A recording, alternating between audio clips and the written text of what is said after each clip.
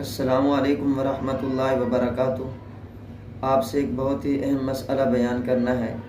वो ये है कि एक बच्चे ने अपनी शीरखारी के आलम में अपनी फूफी का दूध पी लिया, सिर्फ़ एक दिन पिया है।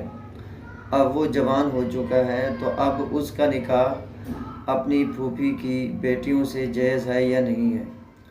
तो उसका जवाब ये है कि जैसे ही बच्चे ने दूध पी लिया फूफी का, तो वो फूफी उसकी रज़ाई माँ बन चुकी है और उसकी औलाद वो उसके रज़ाई भाई बहन बन चुके हैं।